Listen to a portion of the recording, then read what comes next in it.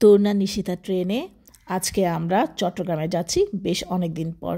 তো রেগুলারই হচ্ছে এই চট্টগ্রাম ঢাকা ঢাকা চট্টগ্রাম আমাদেরকে যেতে হচ্ছে।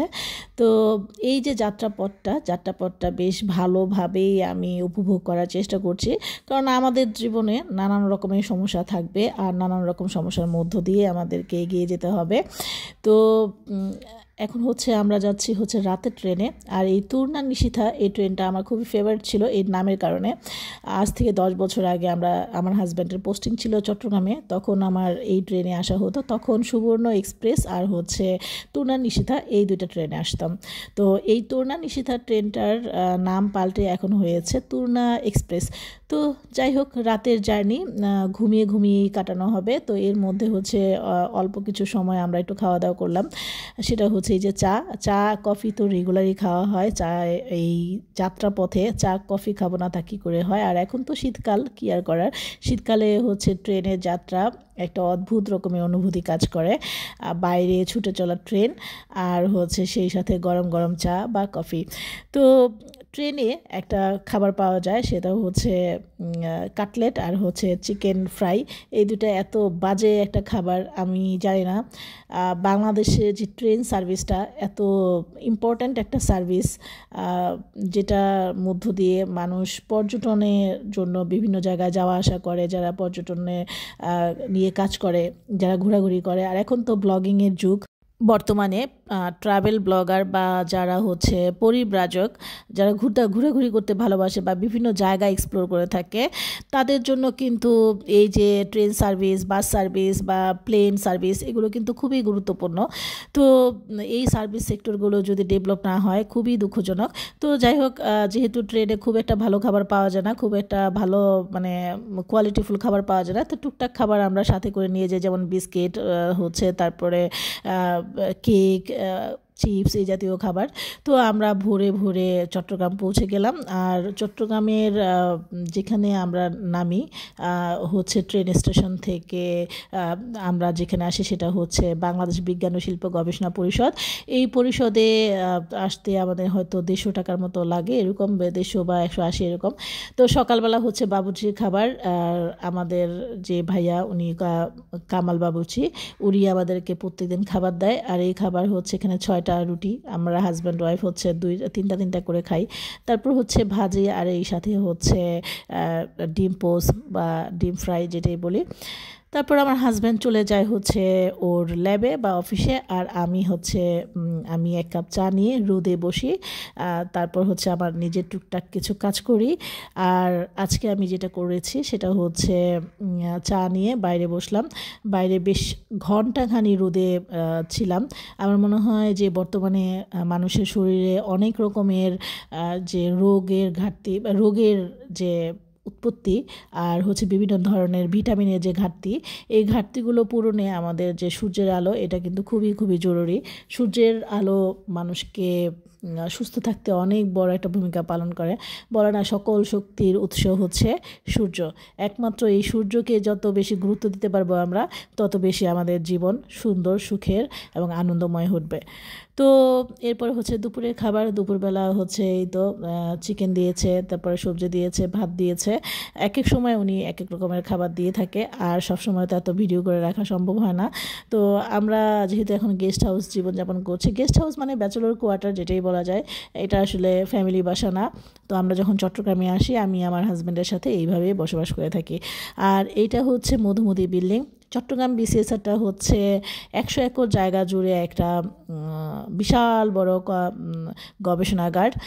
এই জায়গাটা সম্পর্কে তেমন একটা মানুষ জানে না, আর গবেষণাগারগুলো একটু সাইলেন্টই থাকে।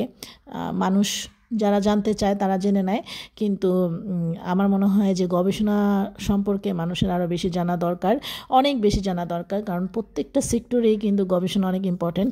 আমরা আমাদের জ্ঞানের চর্চা যত বেশি করব, তত বেশি আমরা পৃথিবীকে আরও সহজ, সুন্দর এবং আরও বাসযোগ্য করে গড়ে তুলতে পারবো। তো এই জায়গাটা হচ্ছে মধুমতি বিল্ডিং থেকে একটু সামনে, এই জায়গাটা খুবই সুন্দর। আর আবাসিক এরিয়া, চট্টগ্রামে আবাসিক এরিয়ায় মানুষজন তুলনামূলক খুবই কম। সেই তুলনায় ঢাকা বিজ্ঞান ও শিল্প গবেষণা পরিষদের যে আবাসিক এরিয়ায় প্রচুর পরিমাণে মানুষ বসবাস করে। আমি মনে করি যে এইসব জায়গাগুলোতে মানে চট্টগ্রামের মতো জায়গায় আরও অনেক বেশি মানুষের বসবাস থাকা উচিত। যত বেশি মানুষ থাকবে তত বেশি জায়গাটা আরও বেশি সুন্দর হবে। এই জায়গায় মানুষের অভাবে মানে এত সুন্দর একটা জায়গা খুব একটা পরিচর্যা হয় না, কারণ অনেক জঙ্গল আর হচ্ছে বনভূমির মতো জায়গা। তো সকালবেলা ঘুম থেকে উঠেই যখন আমি শিউলি ফুল কুড়াই, আমার কাছে এত ভালো লাগে। আর গাছে গাছে এত সুন্দর সুন্দর ফুল ফুটে থাকে, ফুলগুলো দেখলেই যেমন সারাদিনকে ভালো কেটে যায়। বাংলাদেশ বিজ্ঞান ও শিল্প গবেষণা পরিষদের এই যে চট্টগ্রাম যে শাখাটা আছে বা চট্টগ্রামে যে সেন্টারটা আছে গবেষণা সেন্টার, তো এইটা সম্পর্কে আমি খুব বেশি একটা জানি না।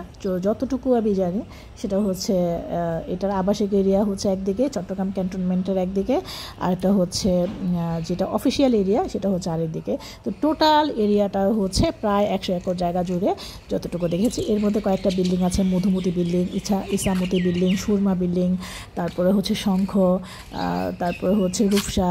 তো মধুমতি বিল্ডিং যেটা, এটা হচ্ছে মধুমতি গোমতী, এগুলো হচ্ছে অফিসার্স বিল্ডিং। আর পিছনে যেটা আছে সেটা হচ্ছে শঙ্খ বিল্ডিং, এগুলো হচ্ছে স্টাফদের জন্য। ইছামতি একটা বিল্ডিং আছে, এটা হলো স্টাফদের জন্য। আর এইটা হচ্ছে রিক্রিয়েশন ক্লাব, মানে যেটাকে রিক্রিয়েশনের জন্য যে ক্লাব থাকে গবেষণা পরিষদের, সেই রিক্রিয়েশন ক্লাব।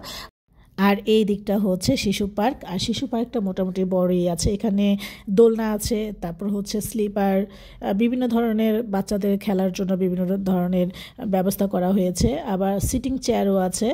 তো এখানে যেহেতু লোকজন খুবই কম, তো সেই হিসেবে এখানে মানুষজনের যে জমজমাট একটা জায়গা থাকা উচিত, মানে জমজমাট থাকা উচিত, সেই জিনিসটা নাই। নীরব নিভৃত একটা জায়গা। তবে কিছু কিছু বাচ্চারা আছে, তারা এসে এখানে খেলাধুলা করে। আর দূরে ওই পাশে হচ্ছে ডিরেক্টর হাউস, যা ডিরেক্টর হচ্ছে এখানকার সর্বেসর্বা চট্টগ্রাম বিসিএসআরের সবচেয়ে শীর্ষস্থানীয় পদ। তো এই যে দোলনা, এখানে আমি বসে কিছুটা সময় অতিক্রম করলাম। দুপুরের রোদটাকে উপভোগ করলাম। দোলনায় বসে থাকতে বেশ ভালো লাগছিল। কেউ নাই, একদম নীরব নিভৃত জায়গা। এখানে এই নীরবতার মধ্যেও এক ধরনের প্রশান্তি আছে। সবসময় যে মানুষজনের মধ্যে থাকতে হবে তাও না।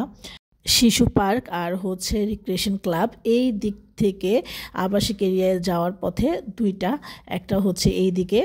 আবার এই যে বন জঙ্গল দেখা যাচ্ছে, এই জায়গাটা ছিল এক সময় খেলার মাঠ ছিল, যেখানে অফিসাররা বা স্টাফরা খেলাধুলা করত।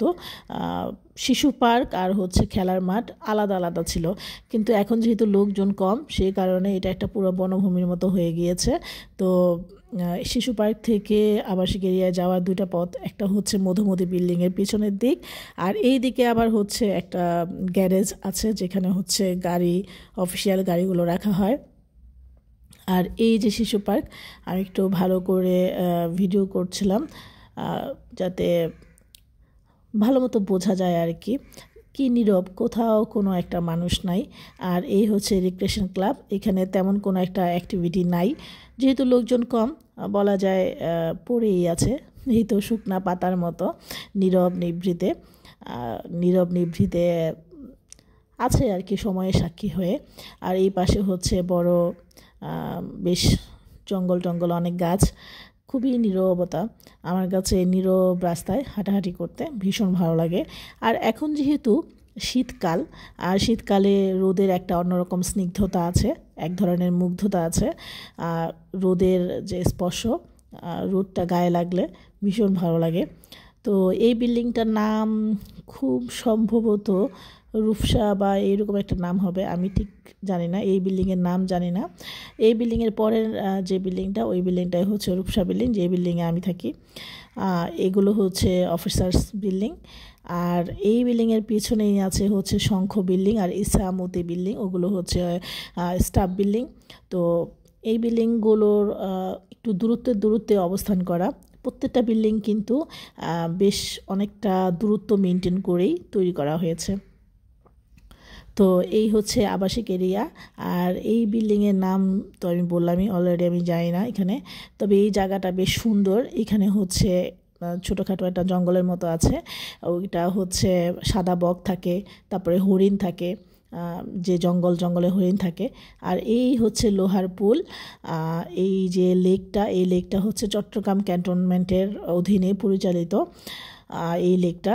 তো এই আবাসিক এরিয়া থেকে হচ্ছে অফিস এরিয়া যেতে এই লেকটা অতিক্রম করতে হয়। এটা হচ্ছে কেপিআই এরিয়া, সংরক্ষিত এরিয়া।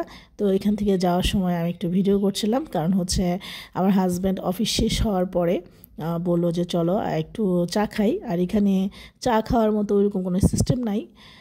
বাসায় আমার একটা ইলেকট্রিক কেটলি আছে রুমে, সেটা দিয়ে মাঝে মাঝে খাই, কিন্তু একটু বিকেলবেলা তো বের হতে হয়। তো বের হয়েছিলাম, বালুচড়া বাজারে একটু চা খেয়েছিলাম। আর এই হচ্ছে শিউলি ফুল। প্রতিদিন সকালবেলা ঘুম থেকে জেগেই আমি যে শিউলি ফুল কুড়াতে যাই।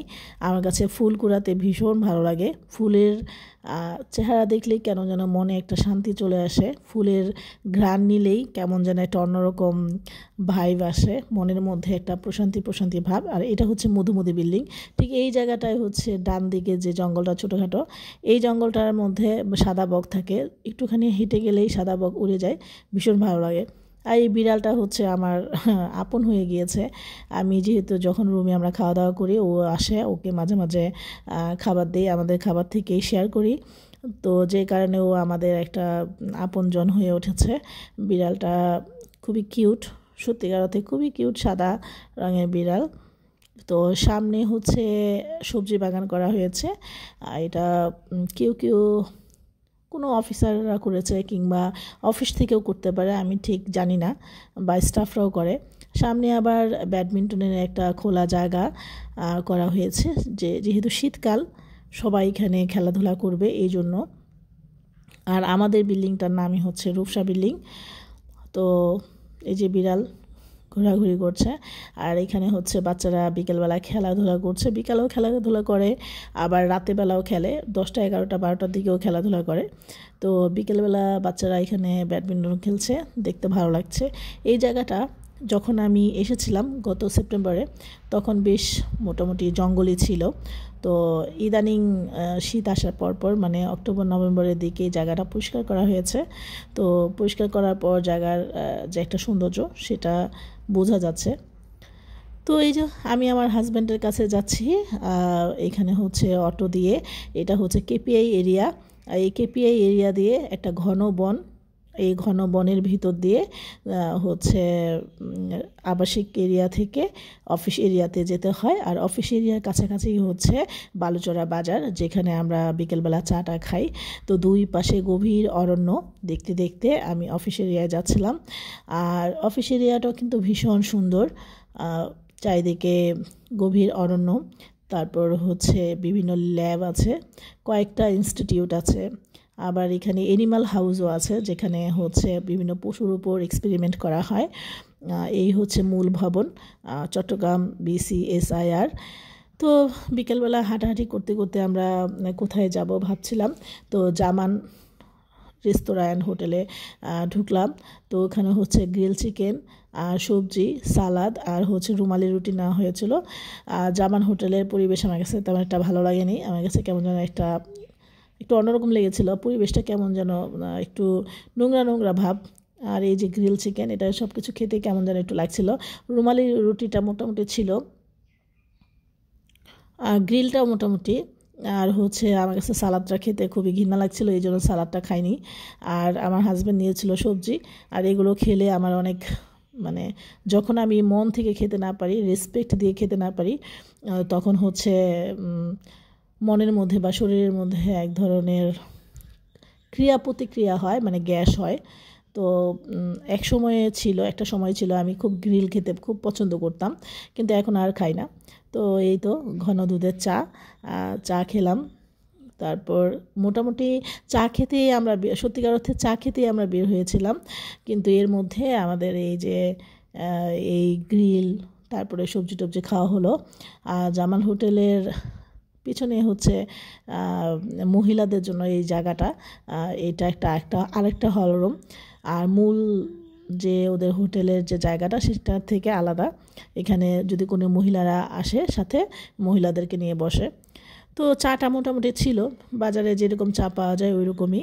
তবে জামান হোটেলের পরিবেশ আমার কাছে ভালো লাগেনি, আরও পরিষ্কার পরিচ্ছন্ন হওয়া উচিত। কেমন যেন দমবন্ধ আর হচ্ছে কেমন যেন একটু স্যাঁতস্যাঁতে অবস্থা, পরিষ্কার নিট অ্যান্ড ক্লিন না। তো ওদের বিল আসছে হচ্ছে এই তো 205 টাকার মতো, হ্যাঁ ইয়েস 205 টাকার মতো বিল আসছে আমরা যা যা খেলাম এই টাকার মধ্যে। তো এরপরে হচ্ছে টুকটাক বাজার সদাই, সেই বাজার সদাই করলাম। আমাদের কলা বিস্কিট, তারপরে হচ্ছে কেক টেক সকালবেলা মাঝে মাঝে বা বিকালে বাসায় থাকলে টুকটাক খাওয়া তো হয়। এরপরে হচ্ছে আমাকে আমার হাজব্যান্ড রিক্সা করে দিল। আমি বনভূমির ভিতর দিয়ে মানে কেপিআইয়ের ভিতর দিয়ে আর আসিনি, আমি রিক্সা দিয়ে আমাদের আবাসিক এরিয়ায় চলে আসলাম। আর এই জায়গাটার নাম হচ্ছে বালুচরা বাজার। এই বালুচরা বাজার থেকেই সোজা যেতে যেতে নতুন পাড়া, আর নতুন পাড়া ঢুকলেই হচ্ছে বাংলাদেশ বিজ্ঞান ও শিল্প গবেষণা পরিষদ চট্টগ্রাম। এই জায়গাটা ভীষণ অন্ধকার, খুবই অন্ধকার। তো এই ছিল আমার আজকের ব্লগ। সবাই অনেক ভালো থাকবেন।